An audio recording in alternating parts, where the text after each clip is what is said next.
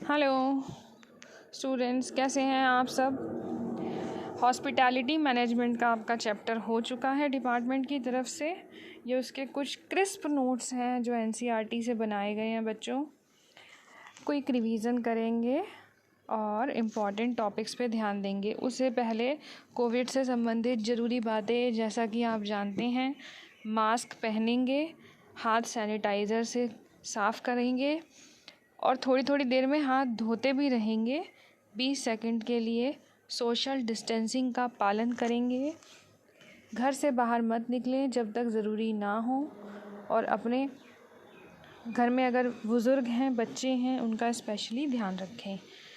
ठीक है। आतिथ्य प्रबंधन चैप्टर है हॉस्पिटैलिटी मैनेजमेंट, जिसको आतिथ्य प्रबंधन कहते हैं। इस चैप्टर को पढ़ने के उद्देश्य हैं बच्चों, इससे हमें आतिथ्य प्रबंधन का क्या महत्व है वो समझ पाएंगे।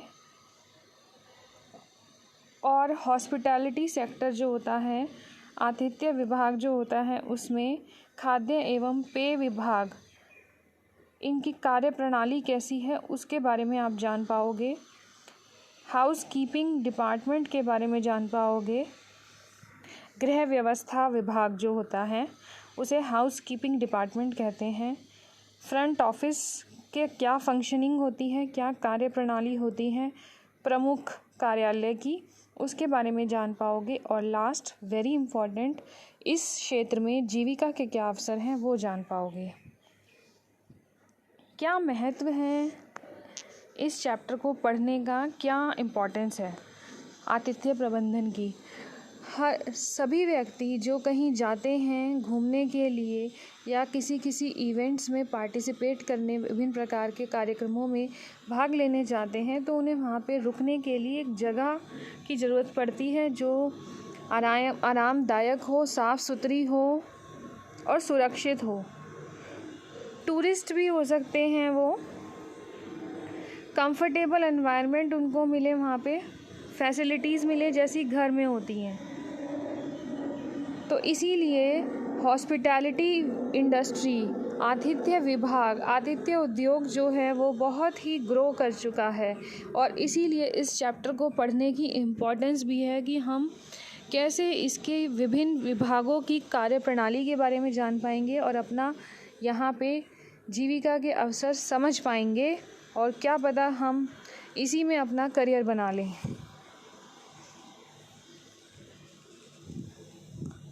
आतिथ्य, हॉस्पिटैलिटी का मतलब होता है आतिथ्य। एक रिलेशनशिप है, एक रिश्ता है किसके बीच में, गेस्ट जो अतिथि आया हुआ है और होस्ट जो मेज़बानी कर रहा है, स्वागत कर रहा है अतिथियों का। ठीक है। ये इस तरह की प्रैक्टिस है, इस तरह का व्यवहार है जिसमें अतिथि को बहुत ही सत्कार के साथ स्वागत किया जाता है। उनको अपनापन फील हो उस जगह पर, वो जहाँ पे रुकने के लिए आए हैं वहाँ उनका मनोरंजन हो पाए, सभी ज़रूरी सेवाएं उनको वहाँ पे मिलें, अच्छे से उनको वहाँ पे अपनेपन की फीलिंग भी मिले। आतिथ्य प्रबंधन में जो इम्पॉर्टेंट कॉन्सेप्ट्स हैं वो ध्यान रखेंगे। होटल, मोटेल, लॉज, रिसोर्ट को सैरगाह कहते हैं। फर्निश्ड अपार्टमेंट, सुसज्जित फ्लैट्स, फर्निश्ड कैंप्स, शिविर, ये अलग अलग प्रकार के रुकने की सेवाएं हैं। होटल्स में एक ऐसा प्रतिष्ठान है बच्चों जहाँ पे लोग जाते हैं, रुकते हैं और वहाँ पे रहने के साथ साथ खाने की सुविधाएं भी प्रबंधन होता है।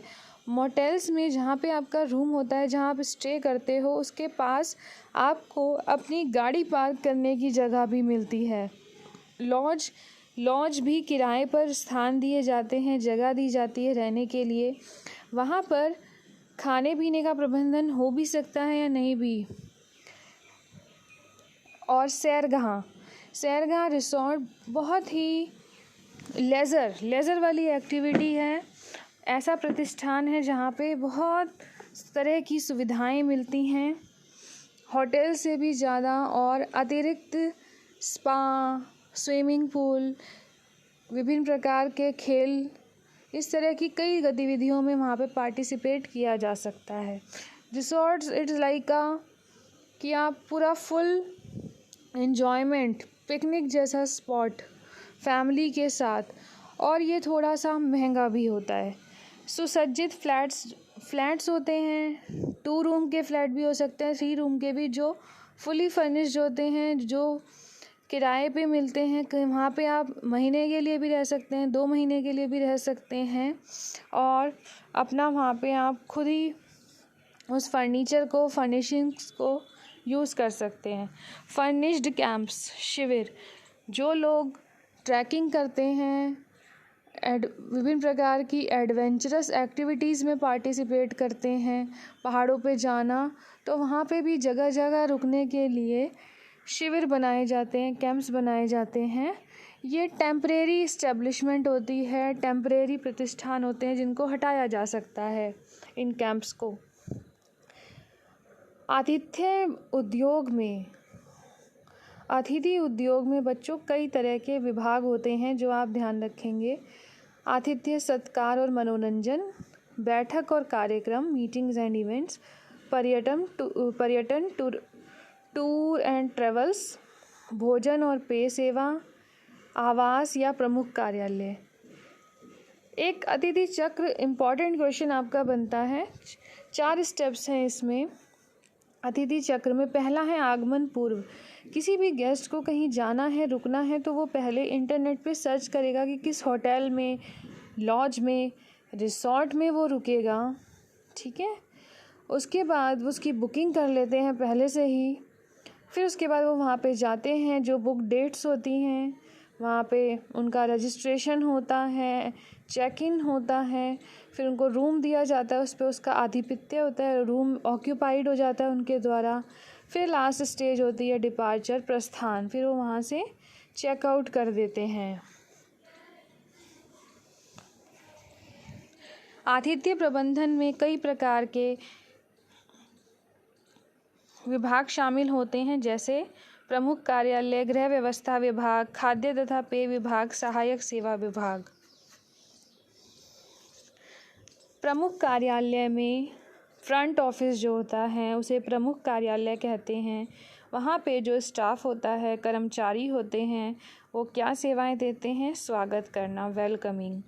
रिजर्वेशंस, जो लोग आ रहे हैं उनका रजिस्ट्रेशन होता है वहाँ पे, उनके लिए पहले ही रूम को रिज़र्व कर दिया जाता है, फिर रजिस्ट्रेशन होता है। जब वो आते हैं तो वो किस वक्त आए हैं वो टाइम उसमें डाला जाता है। पोर्टर सर्विस, बेल बॉय जो होता है उनका सामान लेके जाता है। इशू रूम कीज़, उनको रूम की चाबी दे दी जाती हैं, और उस होटल में क्या क्या सुविधाएं हैं उसके बारे में बताया जाता है।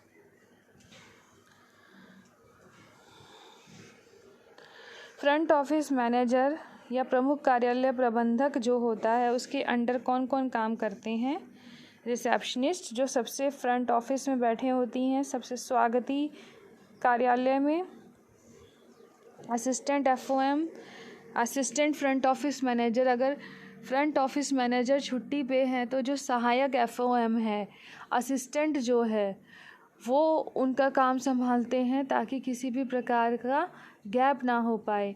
कोषाध्यक्ष बोलते हैं बच्चों, जो अतिथि के जितने भी खर्चे हो रहे हैं उससे संबंधित लेखा जोखा या खाता लिखते हैं। लॉबी मैनेजर, प्रतीक्षा कक्ष प्रबंधक, जो हर तरह के लॉबी करते हैं और पूरा का पूरा मैनेज करते हैं। फ्रंट ऑफिस सुपरवाइज़र जो हैं, पर्यवेक्षक, सुपरविज़न का काम करते हैं। दूरभाष प्रचालक, सूचना सहायक, टेलीफोन ऑपरेटर, अगर गेस्ट अपने रूम से टेलीफोन के ज़रिए बात करते हैं तो टेलीफोन ऑपरेटर उस मैसेज को आगे फॉरवर्ड करते हैं।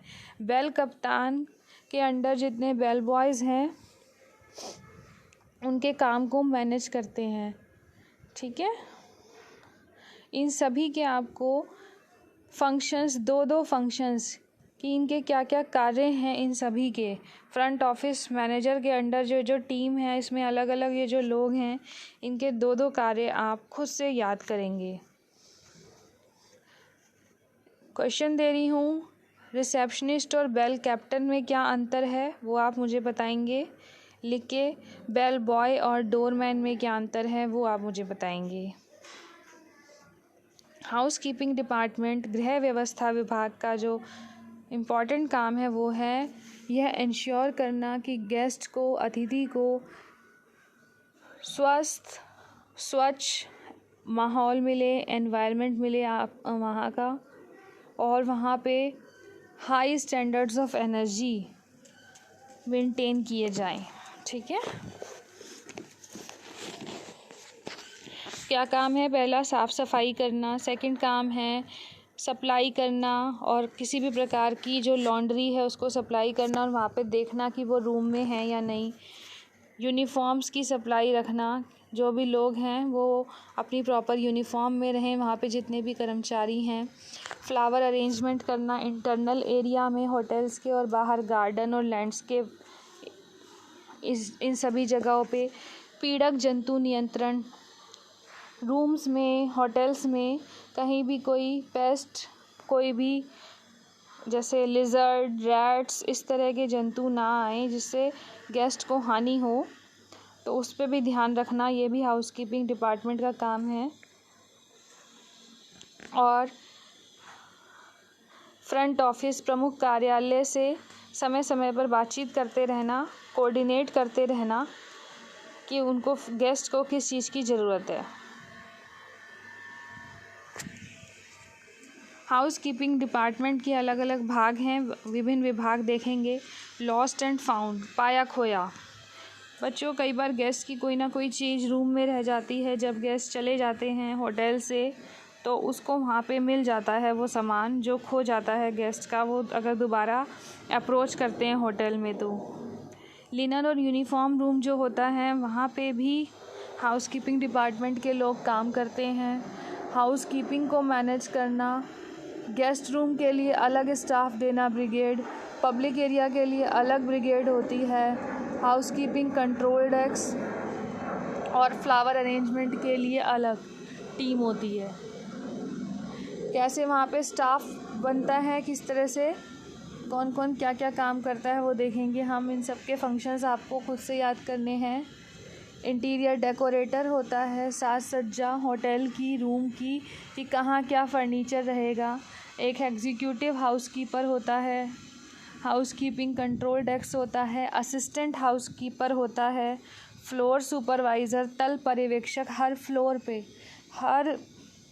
फ्लोर पे बिल्डिंग के एक सुपरवाइज़र होता है। रूम अटेंडेंट होता है, उसे परिचर कहते हैं। गृह अनुचर होता है पूरे होटल में भी। पब्लिक एरिया सुपरवाइज़र अलग होता है जो पूरे के पूरे एरिया को ध्यान रखता है, सार्वजनिक क्षेत्र को, जैसे कि लॉबी का एरिया हो गया, स्विमिंग पूल के आसपास का, गार्डन के आसपास का, वहाँ पर भी एक सुपरवाइज़र होता है।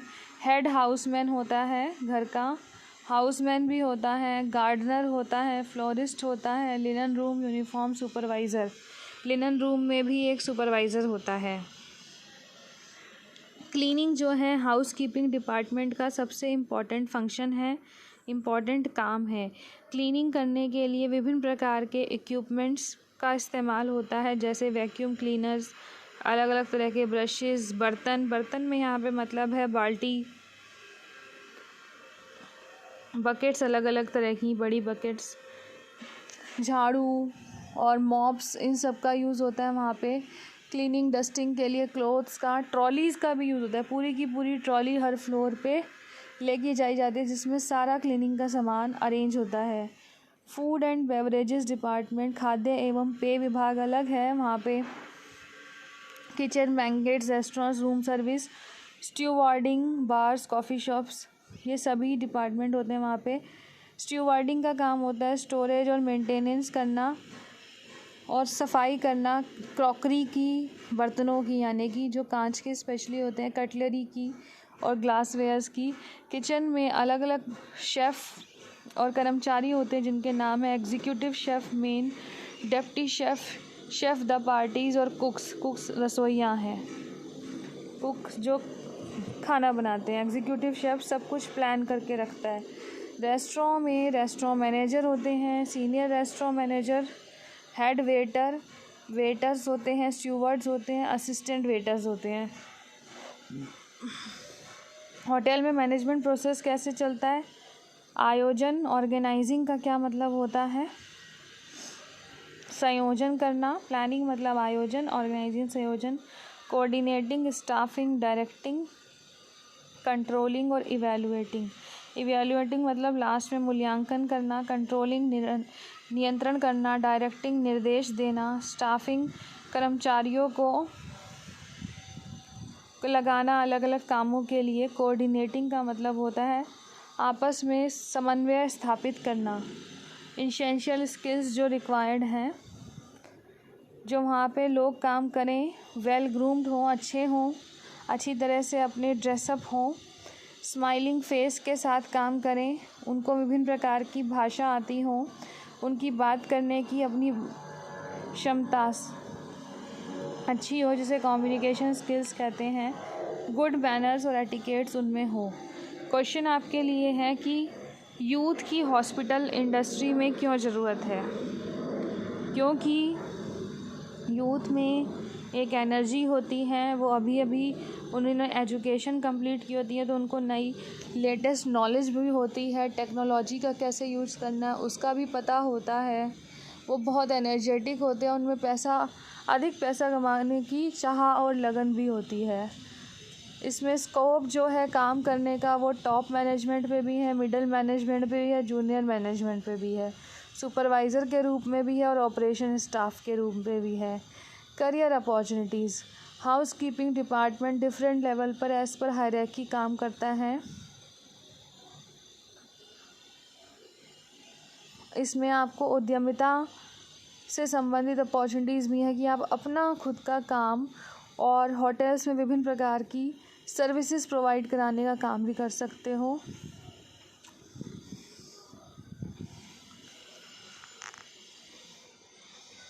फ्रंट ऑफिस में अलग अलग पोजीशंस में काम कर सकते हो।